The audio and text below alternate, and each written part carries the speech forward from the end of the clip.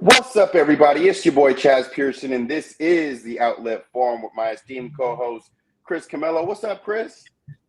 What up, Chaz? Happy 9/11 day to everybody. Hope everyone remembers, but we got a lot to get into today. Basketball season right around the corner. NFL, we're talking it all right now, Chaz. We're starting to We expand that platform a bit. we got it all, man. We got another new segment called NFL Bets and Plays of the Week. We'll be getting into some NFL news at the very end. But the last 24 hours have been absolutely crazy, especially on Twitter and social media. You got the debate and Kamala Harris absolutely slicing and dicing Donald Trump. You got Kendrick dropping a brand new diss track about Drake and everybody else in the industry again. And then on top of that, you got Shannon Sharp getting it in on IG Live. You got him growling and everything. Dog, I mean, we'll get into everything. Damn, Unc. Everything.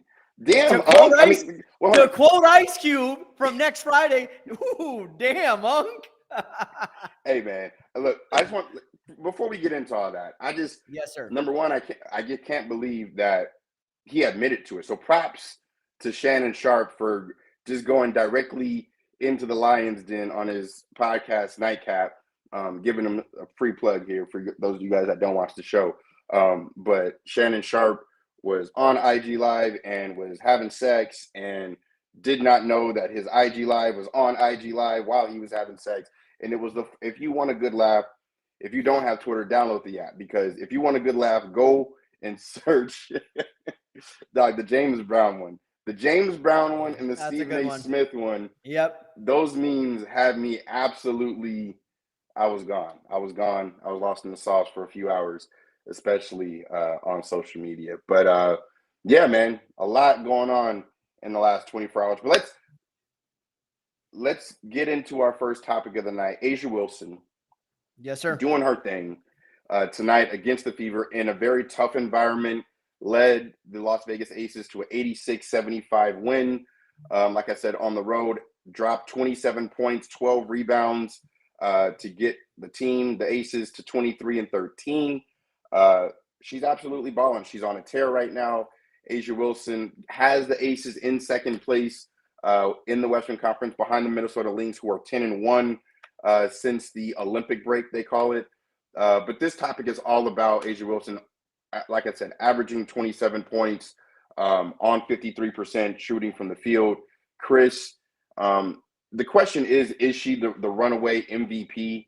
But not only is the answer yes, obviously, but just give me a breakdown, a little bit of context as to what she's doing and why it's so significant in the WNBA. Because let me just answer the question right now. It's not even a question. I know we said Caitlin Clark last week was in the discussion. There is no discussion. This is the discussion. It's all about A'ja Wilson. Chris, I give you the floor. Yeah. Well, first of all, I would be remiss if I just didn't do a quick, Shannon Sharp, come on, Unc. Like, really, keep it tight, man. Keep it tight. Don't forget you're still representing ESPN Disney, and don't forget about what happened to Paul Pierce. What almost he wanted to do was, hey, yo, move over, Paul. I got this. You want to show somebody getting down? I will show you getting down. But yeah, going back to A'ja Wilson, she's had a superb season. The Aces kind of started off slow, but you could tell now, Chaz, they're seeing the finish line. That's sometimes what you expect from a defending champ. And they were hurt early on in the year. They've lost some games. Some other teams have really gotten out to, just better stretches throughout the year. But you can't deny what A'ja Wilson has meant to the Vegas Aces, averaging 27 points, 12 rebounds, 2.4 assists, 2 steals, 3 blocks, shooting over 50% from the floor. And, the Aces are in a prime position to at least be in a position to three-peat. Not to mention, she sets a new single season record in the most points scored in WNBA history, passing Jewel Lloyd, who set a new record last year. So, Asia's not, she's not aging at all. She's not slowing down at all. She's as hungry as she is ever. And she's been fantastic. So you got to give credit where credit is due. And I never believed, to be quite honest. I know we talked about Caitlin Clark, but Chaz, that was just about, should she be a finalist? Should she be in the conversation? to me, it was always going to come down to Asia, maybe Nafisa Collier. I would say Breanna Stewart. You could throw her in there as well.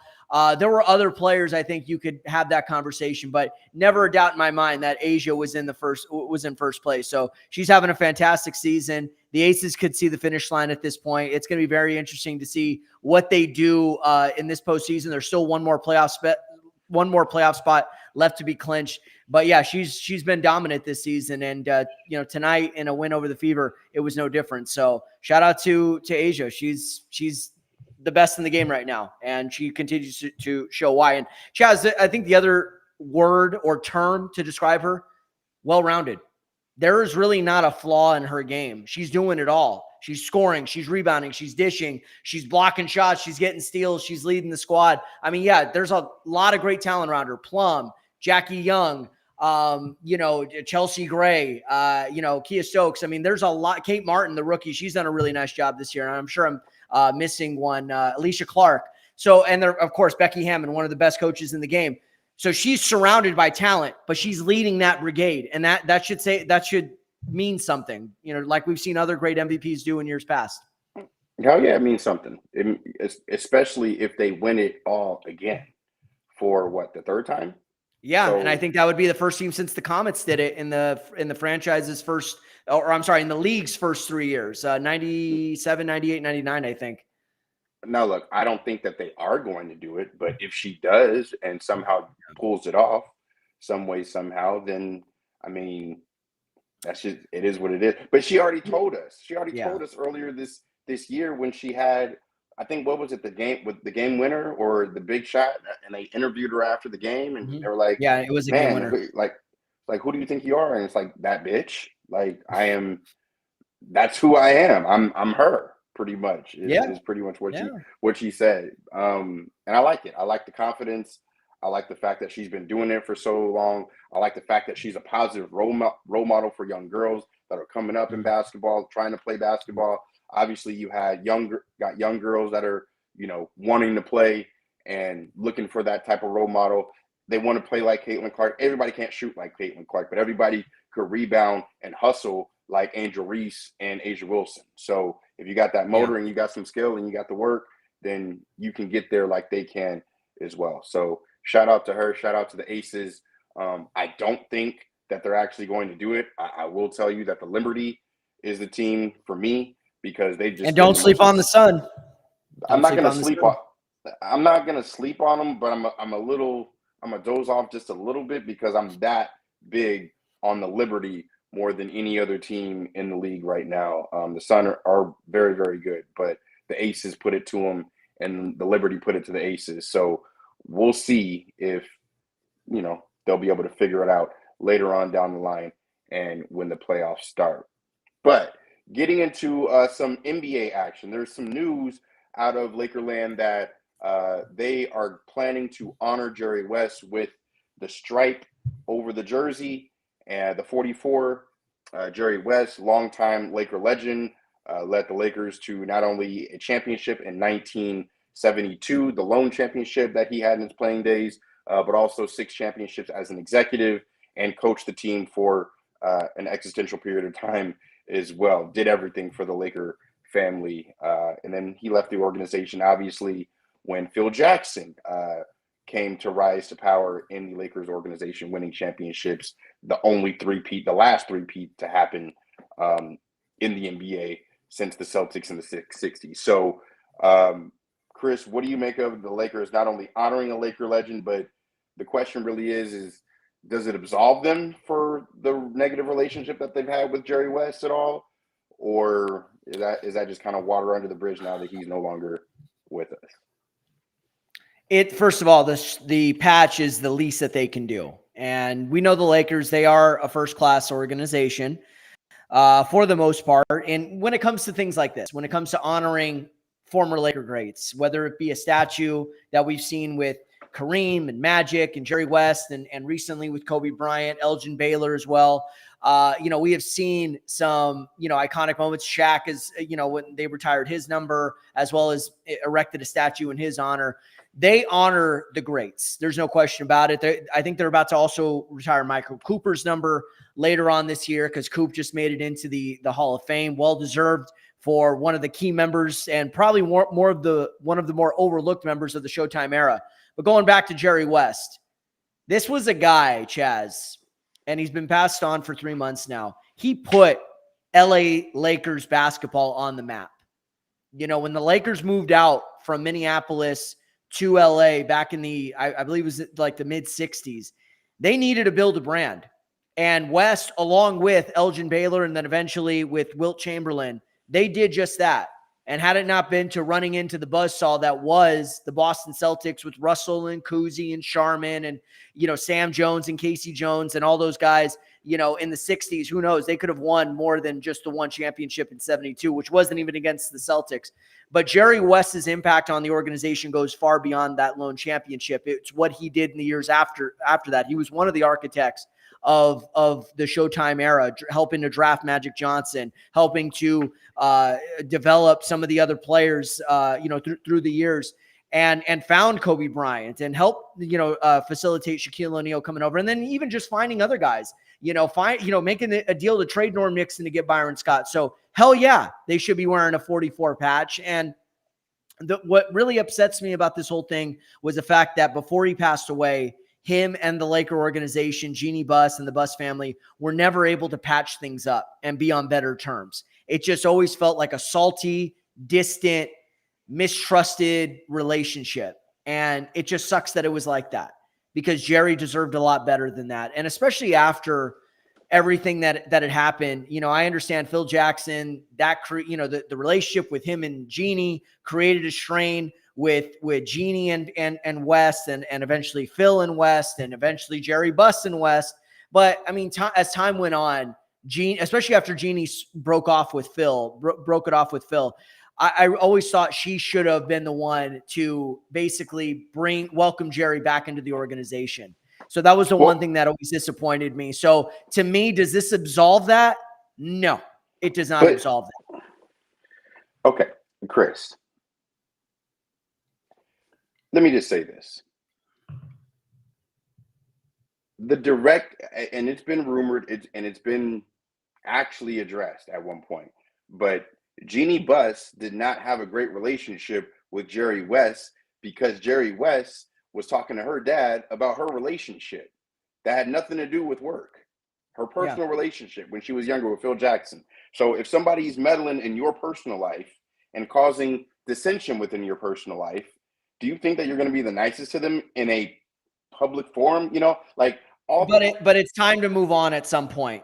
It's time to move on at some point. Which is why you got the patch, which is why you got a statue outside of the arena, even though you've consulted with the Warriors and helped the Clippers and, done everything else, obviously because the Lakers didn't graciously invite you back into the fold.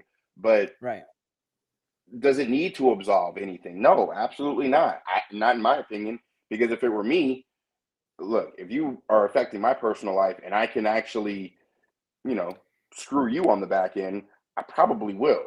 You know what I mean? So, well, of course, and she didn't even screw him. All she did was didn't bend over backwards like the Lakers have done, organization has done for every other legend. Primarily, I mean. Look, there was a time.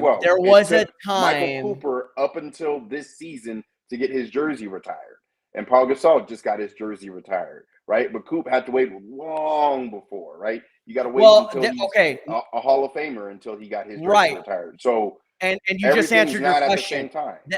That's the reason why they retired Coop's jersey. First of all, Pau Gasol got inducted before Michael Cooper. So it wasn't like the organization was trying to purposely say, we value Pau Gasol over Michael Cooper.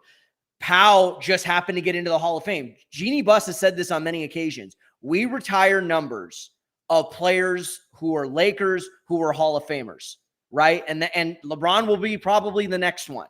When LeBron gets inducted into the Hall of Fame, more than likely LeBron's going to have his jersey retired in Cleveland, more than likely Miami, because he brought the only two of the 3 championships in that organization's history to the Heat and to the Lakers as well.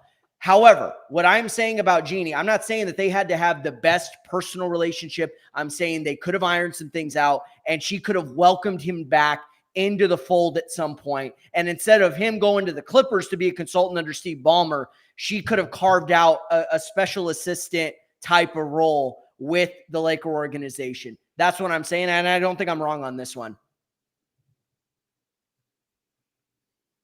I don't think I'm wrong on this one, partner. But go ahead.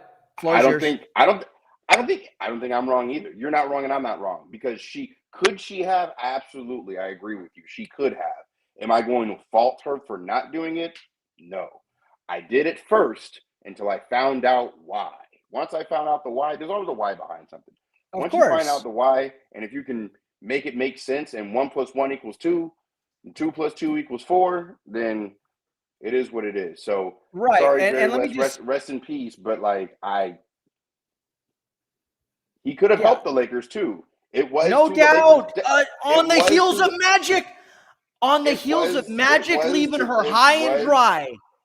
On the heels of Magic leaving her high and dry, when it was already well known that West was going to step away from the Golden State Warriors at the end of the 2018 season, that was your time to bring him back.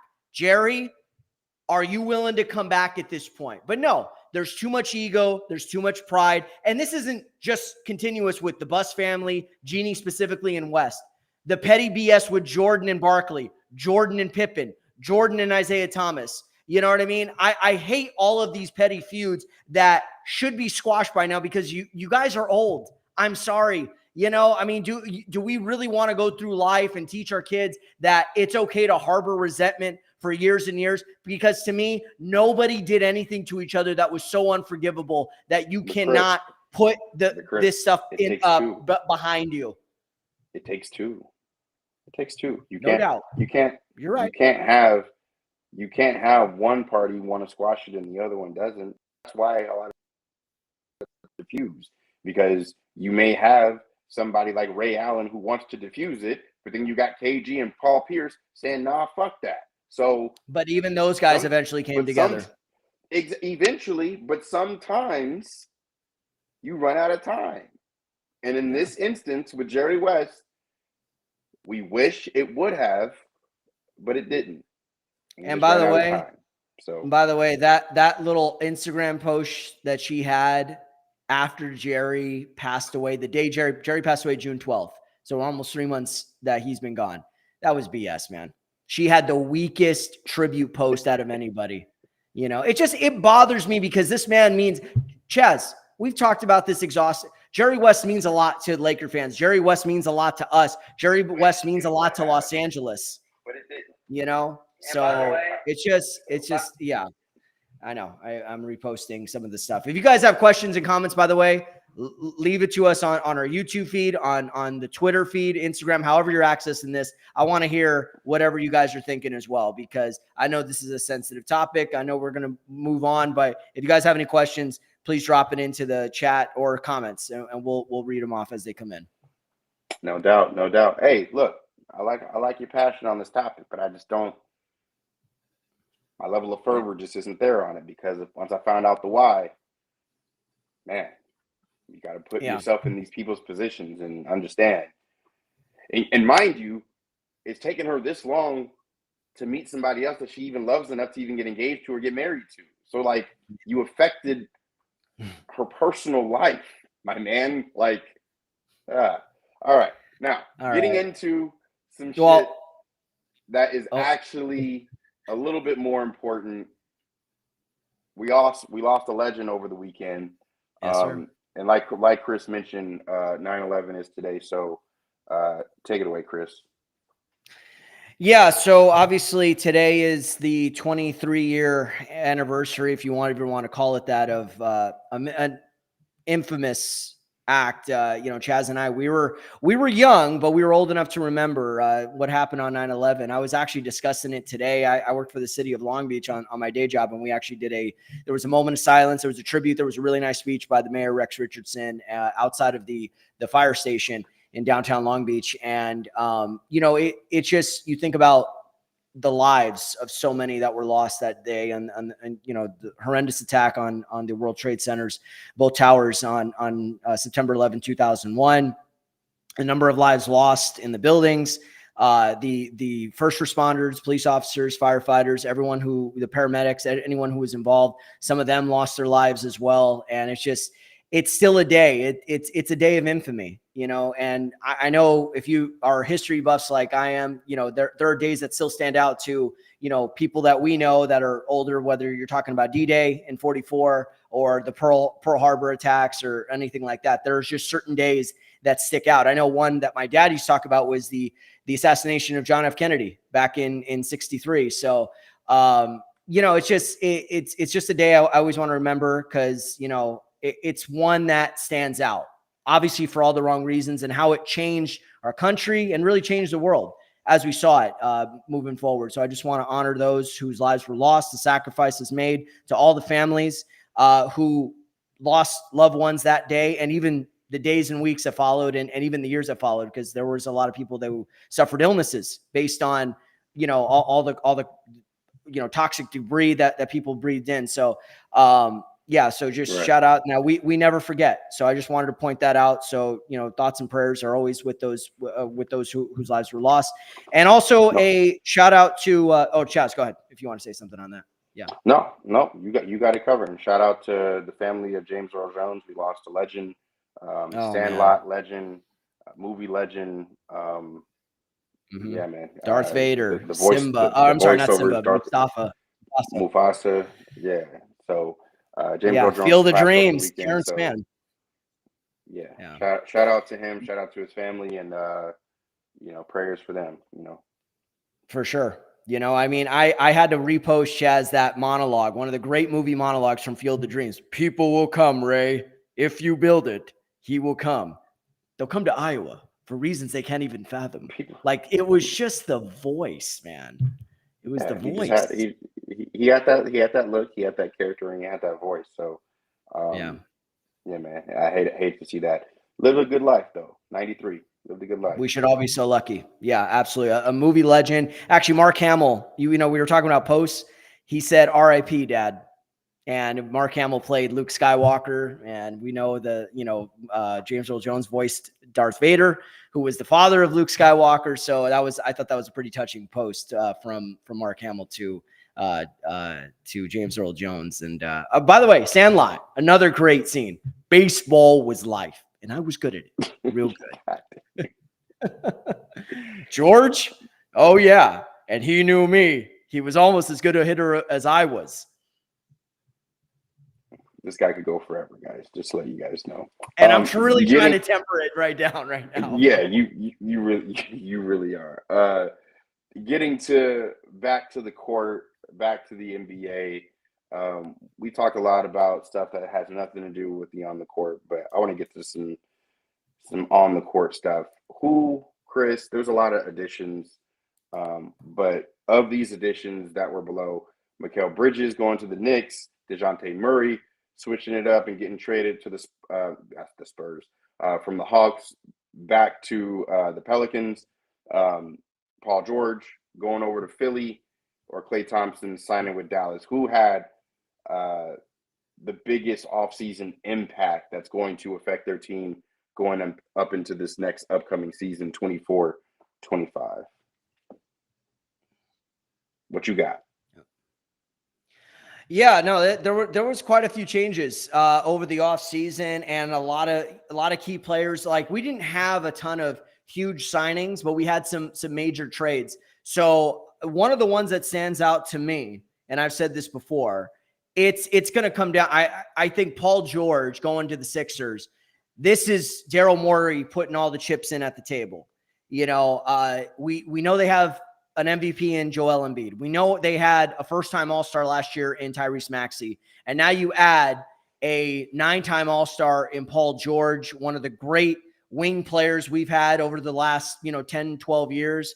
A lot of experience, obviously playoff P and all of that stuff. He's had his shortcomings, no question about it. And I think that's going to be the biggest doubt, and that's going to be the biggest criticism on him, especially in a very difficult sports town like Philly, where if you don't step up, Chaz, those fans will turn on you in a hurry. So I think, to me, that was the biggest offseason pickup that any team had, because essentially now the Sixers have their own big three, and they are going to be seen along with Boston and probably Milwaukee as the favorites to come out of the Eastern Conference. So I think you can make an argument for those other names you mentioned, with Clay, with DeJounte Murray. I think Mikal Bridges certainly brings a different dynamic as well to the Knicks. But I think the best one, and the one that the impact is going to be felt the most, especially for a team that usually suffers a lot of injuries to a guy like Embiid, is going to be PG-13. All right. Okay. PG. Yeah, because I actually think that they could win the championship with Paul George and Embiid if they stay healthy, and if Maxey balls out. But I do think Maxey is going to not get as many looks as he did last year because PG is on the team. The guy that I'm going to go with is Mikal Bridges, and that's because I already feel like the Knicks were knocking on the door even more so than the 76ers, not only because the 76ers lost to the Knicks, but because the Knicks should have beat the Pacers to face Boston, to give Boston a 7-game series before they went to the finals. Now, would they have still won, in my opinion, the Boston Celtics? Yes. But to be in the TD Garden, then go back into the Madison Square Garden, then go back and forth, the NBA needs that series, especially on the line to go to the finals. So I'm rooting for the Knicks hard this year. Obviously, I'm a Laker homer. I hate the Celtics, but I do think the Celtics will still be there at the end of the day. Mikal Bridges is going to be the player that moves the needle for the Knicks because of what he does and puts everybody else into their natural positions a little bit better. Guys like DiVincenzo, who don't have to take as many threes or hit as many big shots as he does on a regular basis, or a guy like OG Anunoby, who misses time seemingly every year, especially over the course of the last 3 years. He's going to probably miss some time this next season, even though he signed a 5-year max deal. But Mikal Bridges, who doesn't miss games and hasn't missed a game actually over the course in the same time that I'm talking about with OG Anunoby, has not missed a game in 3 years. So, or maybe if he did, then it was 3 years up until that time. But if I'm correct, I don't believe he's missed a game in that long. So Mikal Bridges being Mr. Availability to go along with Brunson, to go along with DiVincenzo, to go along with Josh Hart, to go along with Julius Randle, to go along with Mitch Robb, even though they lost Isaiah Hartenstein. I love the Knicks. And as you can hear in my voice, the Knicks are going to be that team this year because they play defense. They got Jalen Brunson on offense and everybody orbiting him like the sun. And then on defense, they got a bunch of guys on the wing. OG, think about this. They got OG on one wing, Mikal Bridges on another wing. Yep. Jalen Brunson D'ing up, somebody up top. Then you got Josh Hart on the back end, and then Julius Randle to cover the weak side. Or Mitch Robb, or whoever it is you want to put on the block. I think you're right. I think that 5 is going to be closing a lot of games for them, especially against some of the smaller opponents. But even if their opponents aren't small, they're going to try to get you to play their kind of style. And the other thing about Bridges is that now, if you want to switch out on pick and rolls, where that's been a very common defensive scheme over the last 5 to 10 years, now you, instead of having a guy like Mitch Robb out there on the perimeter in no man's land, you have got guys who can basically cover for each other because they all kind of play a similar position. And I think the other great thing about Bridges, Chaz, is he's a guy that could be on the ball and off the ball. That's the thing. And you could say the same thing about Paul George as well, but his strength is being more with the ball in his hands. But a guy like Bridges, early in his career, he was able to successfully play off of Chris Paul and Devin Booker in Phoenix. And he's a good corner 3-point shooter. And if you need him to create for some offense for himself, he's capable of doing that as well. So they got a guy who fits what Tibbs likes to do. He's very durable, and he knows how to play alongside other great players, which the Knicks have. So they're going to be fun to watch. And I think they have now 3 or 4 options that they could throw at Brown and Tatum throughout the course of a 7-game series. That's going to be huge. Right. Exactly, man. So I think I talked you into the Knicks over the Sixers. And obviously, the Nova Knicks. DeJounte Murray is not a needle mover. I do not think that the Pelicans will be in the top four, will be a top 4 seed. If they are a top 4 seed, it's because Zion has played almost every game, and BI somehow has opened his eyes halfway through the season and plays like he knows how to play, like he doesn't in the playoffs. So, and Clay's just going to hit open shots, but I don't think he's going to have that big of an impact because he doesn't play defense like that. And I don't think the Mavs are going to be like that again, like they were this past year. I think they got lightning in the bottle last year, and they're going to be pushing. They'll be right there because Kyrie's still on the team. Luka's still that dude. Clay can still shoot threes, but they don't defend. So yeah, I think Clay is going to have more of a Ray Allen type of role. And I think, what Ray Allen was to Boston and even in his later years is in Miami, where they're going to draw up plays for him, but he's not going to be shouldering as much of the load, right? So I think what Clay's going to also have to tap into is what he did those years that Durant was there, where being comfortable being the third option. What else can I do to help this team besides hit open threes, defend and rebound and all of that stuff? So we're going to see if Clay is done, or we're going to see if being on a new team, having another year of just trying to get your body right is we're going to see what direction he's going to go at this point. I think that to me is going to be more intriguing. I'm not going to call it the biggest impact, but it's going to be something to watch going into the upcoming season, his impact in Dallas. No doubt. So we'll see. Training camp starts in 3 weeks, 2.5. Yep. So media day is in 16 days, I believe. Yeah, so a little more than 2 weeks. Yeah. Yeah. So NBA is gearing up, and we about to get into this bag the whole next season. But we got to talk about another sport. And I've been itching this whole show, this last half hour, to get into what I've been talking about for a long time now off air, Chris. We've been talking about doing this, and this is going to be a staple. We're only doing NFL right now, but going into the season, we will talk about college. We will talk about NBA. When the WNBA playoffs start and the finals go on, I'll have some plays for that. But we are getting into NFL and NBA plays of the week every single week for the rest of the time on this show. This will be a segment that I will supply picks every week. And Chris, if you want to comment or if you got a play that you want to put down, you can always give it to me. But these first three are guaranteed to hit. Guaranteed. Oh gosh. No lie. Here we go. Guaranteed to hit. But let me just say this. I had a bad beat really quick tonight. I took the Orioles to not lose by 2 runs.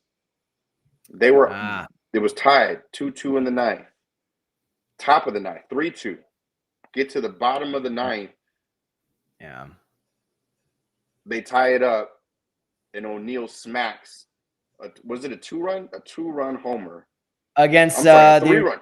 A 3-run homer to win the game and win. Bro, if they would have just won by 1 run, I would have won that bet. And the parlay would have been great because the Dodgers are doing their thing and the Padres are doing their thing tonight. So take these plays with a little bit of a grain of salt if you decide to parlay them. But on a straight bet, I'm going to go with the first play of the week. Chris, it's got to be the Browns. The Browns are getting 3.5 points. This line is down. It started out at 4.5, I believe. So if the best number you can get is 3.5, then go ahead and take it. But I wasn't impressed with the Jags last week, especially coming off that loss in Miami and blowing that lead that they had on Miami. I think they were up by like 14 points, 17 points, and blew that lead in Miami. Didn't score a lot of points. Trevor Lawrence didn't look great. I'm not impressed with Doug Peterson, even though Deshaun Watson looked absolutely terrible. I think that had to do more so with Dallas than Deshaun himself. So I'm going to take the points of 3.5 with the Browns. I still believe in Myles Garrett in that defense. Imagine what they're going to do to Trevor Lawrence. I like the points. They're on the road though, bro. This play on a straight bet. Go ahead. What you got? First of all, they're on the road in Jacksonville. Jacksonville played well enough to win, and their offense wasn't even that great. I think Jacksonville is a team that can find different ways to beat you. And, ETN fumbled in the end zone and everything. But Browns, that's a team I'm a little bit concerned about, especially at the quarterback position. Deshaun Watson got annihilated at home by a very good Dallas Cowboys team, but still got annihilated. Now he's dealing with more accusations off the field, and there could be some more stuff coming through the pipeline. So you worry about the distraction factor. So, and the line is not that much where you don't think a team like Jacksonville can win by 2 field goals or a touchdown. So I think you're reaching a little bit, but the hook is what's getting me on this. If it was just 3, I don't know if I'd take the points. The hook, I can see Jacksonville winning by a field goal, but that's why you got the hook in there. So I'm a lean Browns, and you don't want to take points. We're gonna call you Captain Hook. We're gonna call you Captain Hook. That's over fine. Here. All right. Call me Captain Hook because I win by a hook, but sometimes I always lose. Can lose by a hook sometimes as well. We'll call Robin Williams. Hey, shout out Robin Williams, Hook. That'll be you. Okay. So did you have another one? Because I was gonna throw my pick. Okay, go ahead. This is kind of your thing. I got 2 more. So you didn't like that one? You didn't like the Browns? No, not really. Not really. No. All right. I don't trust the Browns. When it hits, remember. Yeah. You the money. Yeah.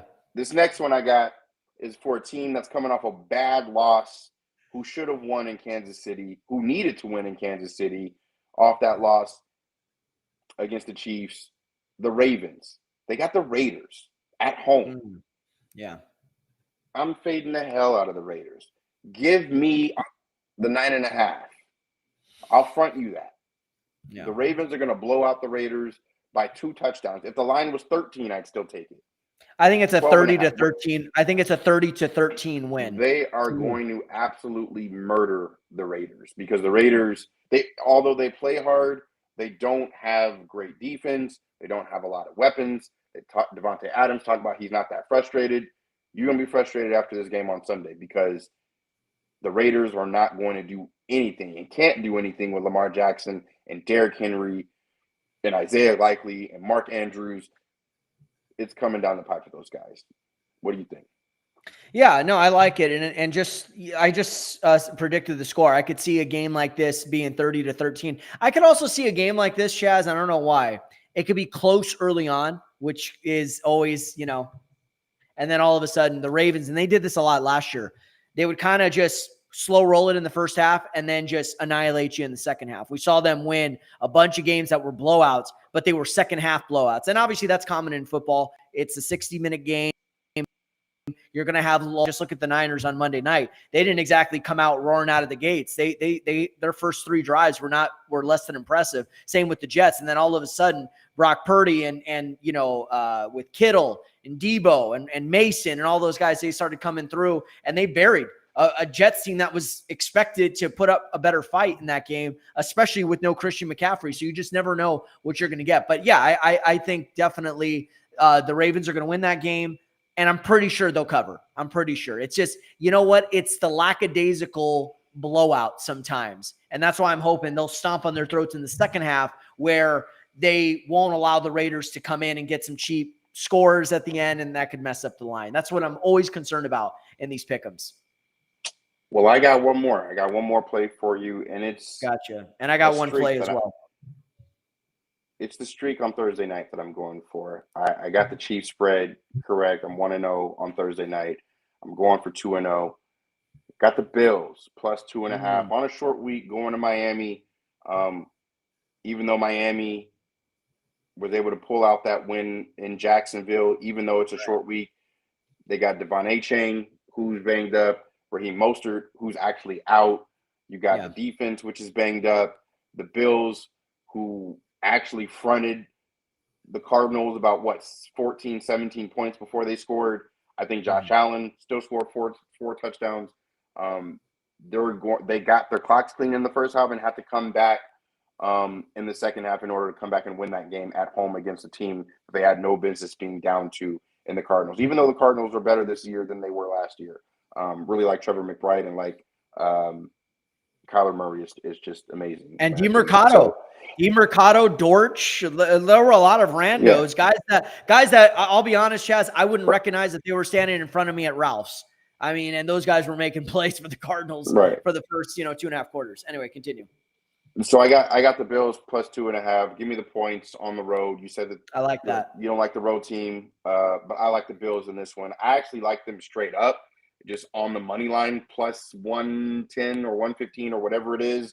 But By the way, if I you didn't say like, it. Go ahead, finish. You misquoted. but if you like the points, go ahead and take the points. The Bills are my last pick, and if you parlay all these three together and throw down $50, it'll win you 300, all minus 110 if you bet. Yeah, that's going to be interesting. It'll be interesting to see. Miami did not look good in that first half. They were able to kind of come through in the second half. They made some plays.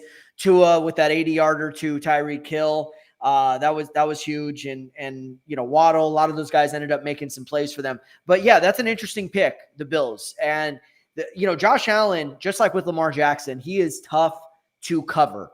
And I think they're going to be between the solid receiver core that they have, an improved running game with James Cook in the backfield. That's a nice pick right there, because I was looking at that game like, I don't know which direction I'm going to go in with that one. But I also had one play of my own. I know we want to wrap up. Bucks at Lions. As of right now, I think the Bucks are 7-point dogs on the road in Detroit. Now, this is a rematch of last year's divisional round in Ford Field. Now, that I know the Bucks had an outstanding performance in week 1 at home against a less than Washington team. However, I also don't think Detroit is just going to come in and just run rib shot over the Bucks. They might, but I also think this will be a closer game. So to me, I'm going to take the points in that one, and it would not shock me either. Although I don't think they're going to win, it would not shock me if the Bucks go in there and steal one from the Lions, because the Lions did not look super sharp against a shorthanded Rams squad, right, at home. So I wonder, was that game a wake-up call, or are the Bucks going to come in more healthy, more dynamic of a defense, a very tough offense to cover with Godwin and Mike Evans and all those guys, all those great targets. And Baker's looked great. Baker Mayfield, I mean, he has really resurrected his career. It'll be interesting to see if those guys are going to be looking for revenge against the Lions and come in there and maybe cause an upset.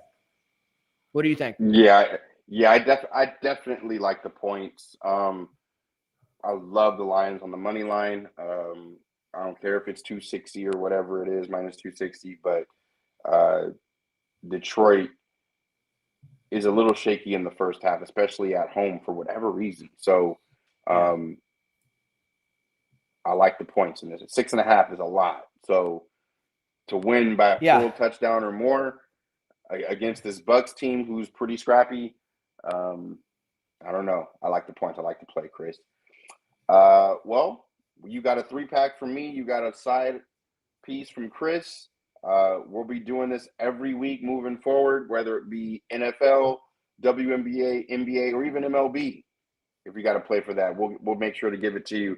But appreciate you guys tapping in. You guys know where to follow me on Instagram at Chaez P, on Twitter at Chaz Pearson. Follow the show at Outlet Farm on Instagram, Twitter, and YouTube. Chris, where can they follow you, my man? Could always follow me on Instagram at CCamelo1. Shout out to all my followers out there tonight that tapped in. Also on Twitter /X, whatever Elon is calling it these days, at Chris_Camelo. We got a lot more coming for you guys. And by the way, we're also going to talk a little postseason baseball, because we're only weeks away from that as well. So, I had to call Chaz personally and be like, bro, we got to talk a little baseball. But of course, we got to talk football. Remember from the replacements? Football. Hey, football. Really quick. Ohtani, Yes, 47 home run, an absolute line drive. Dodgers actually only lead by a run now, 7-6 in the 7th inning. 47. He's on pace to do the 50 and 50 before the last game of the season. So shout out to Ohtani, the runaway MVP in the National League, and shout out to the Dodgers for dealing with all these injuries and still holding the number 1 spot down in the entire league. So better hope they don't win it this year, because if they do and Ohtani can pitch and they don't have injuries and they got Yamamoto and Glasnow and Gratterall and Phillips and whoever else you want to name, those are just pitchers. Yeah, Kopech, Trinan, if they have all of their horses in the stable, look out for a back-to-back. But you got to get the first one first. So, yeah, no, for sure. shout out to the Dodgers. Obviously, we got to see. There's still some injury questions going into October, and they haven't even clinched the division yet. They still got the Padres and the Diamondbacks nipping at their heels, and they got to avoid a sweep to the Cubs. The Cubs, for whatever reason, this year have kind of owned them. Sometimes, a team is a bad matchup, but yeah, no, the Dodgers, they're going to be a story, maybe even the story going into October. I know the people are going to be looking at the Yankees. They're going to be looking at the Orioles, the Phillies. So it's going to be a very interesting October. So this is always, Chaz, there's two really good times a year in sports. Spring, when the baseball season's starting, and you have the MLB playoffs and March Madness and all of that. And then you also have the fall, where you've got October. College football, NFL, MLB playoffs, NBA season is starting, hockey season is starting. It's a really great time of year. So the month of October is the best sports month, bar none. Absolutely. And for a lot of the Libras out there, October is just a great month, period, right? Libra gang. All right, y'all. Well, until next time, appreciate you guys tapping in. We'll see you guys next week. Peace.